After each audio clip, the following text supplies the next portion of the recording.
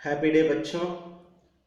San academy Pallikaranai में आपका हार्दिक स्वागत।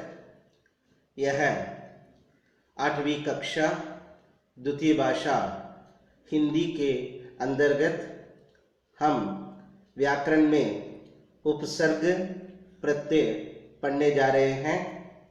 इसमें सबसे पहले उपसर्ग का मतलब प्रीफिक्स के बारे में हम देखने जा रहे हैं।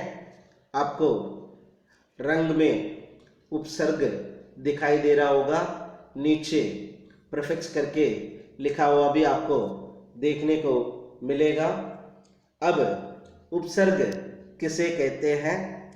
देखिए, वे शब्दांश हैं जो किसी शब्द के पूर्व जुड़कर नए शब्द का निर्माण करते हैं और उसके अर्थ में विशेषता या बदलाव लाते हैं, उसे ही हम उपसर्ग कहते हैं। इसी के साथ शब्द के अर्थ में विशेषता या जो परिवर्तन लाता है वह उपसर्ग कहलाता है। उपसर्ग जो है स्वतंत्र प्रयोग इसमें संभव नहीं हो सकता है, इसलिए किसी निश्चित अर्थ के लिए प्रयुक्त होने वाले शब्द जिसके खंड कर देने पर वह अपना अर्थ खोकर वर्ण मात्र रह जाते हैं, वही मूल शब्द कहलाते हैं। जैसे उदाहरण के लिए आप देख सकते हैं, दूध, घर, पानी, ये शब्द जो है मूल शब्द कहलाते हैं। ठीक उसी प्रकार हमें इन बातों को याद रखना चाहिए। उदाहरण के तौर पर हमने दूध, पानी और घर ये सब देखा है। इसी के साथ उपसर्ग के भेद भी कुछ एक बताए गए हैं, ये आपको जानना जरूरी है। उपसर्ग के 3 भेद बताए गए हैं: तत्सम उपसर्ग, तद्भव उपसर्ग, विदेशी उपसर्ग। जब आप शब्द पढ़ते होंगे, संस्कृत शब्दों को जब हम एज इट इज प्रयोग करते हैं उसको तत्सम कहते हैं, उसमें कुछ परिवर्तन करके प्रयोग करते हैं वो तद्भव उपसर्ग है।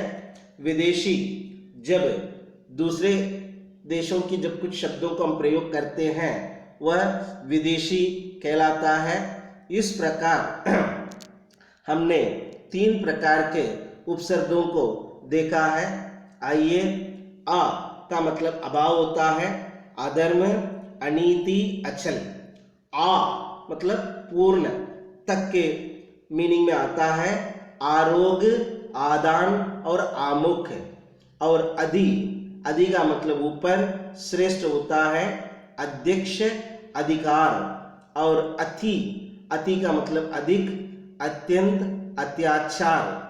दुर का मीनिंग जो है कठिन होता है, बुरा भी होता है, दुर्लभ होता है, और दुर्गम और दुर्बल। इस प्रकार से हमने उपसर्ग के जो अर्थ होता है, अर्थ आ के साथ में वो जुड़ने पर धर्म, उसके साथ में आ जुड़ने पर अधर्म होता है, नीति के साथ में आ जुड़ने पर अनीति हो जाती है। ठीक उसी प्रकार से इसके भावों को हमें समझना चाहिए। हमें ये भी याद रखना चाहिए, सभी शब्दांश उपसर्ग नहीं होते हैं। मूल शब्द एवं उपसर्ग की भाषा समान, एकाधिक उपसर्गों का प्रयोग है। संधि युक्त और संधि मुक्त शब्द भी हो सकते हैं, इसलिए हमें इन शब्दों का भी ध्यान रखना जरूरी है, क्योंकि उपसर्ग में हमें इन बातों को ध्यान रखना जरूरी होता है। तो ऐसे उपसर्गों को अभी हमने जाना है। अब आगे आइए, प्रत्यय देखने जा रहे हैं। ऐसे शब्दांश है जो शब्दों के अंत में जुड़कर नए शब्दों का निर्माण करते हैं, उसे ही प्रत्यय कहलाते हैं। अब प्रत्यय का भेद देखने जा रहे हैं। प्रत्यय के भेद में एकदम सामान्यतः क्रिया प्लस प्रत्यय एक नवीन शब्द बनता है। हस प्लस ही हसी, लिख प्लस आवट लिखावट, बूल प्लस अक्खड़ बुलक्खड़, खा प्लस ना खाना। इस प्रकार से क्रिया प्लस प्रत्यय, वो जो नए शब्द जो बनता है उस नए शब्द को हमने यहाँ पर देखा है। कभी धातु रूप की पहचान भी होती है। क्रिया प्लस तू के साथ में धातु रूप बनता है। पढ़ना तू पढ़, लिखना तू लिख। इस प्रकार से इसकी पहचान भी हो सकती है। कभी कभी ये जो है संज्ञा के साथ में भी प्रत्यय का प्रयोग किया जाता है। कला प्लस कार कलाकार, मीठा प्लस आस मिठास, अपना प्लस पन अपनापन, बाहर प्लस ही बाहरी। इस प्रकार से दो प्रत्ययों का कभी कभी एक साथ भी प्रयोग होता है।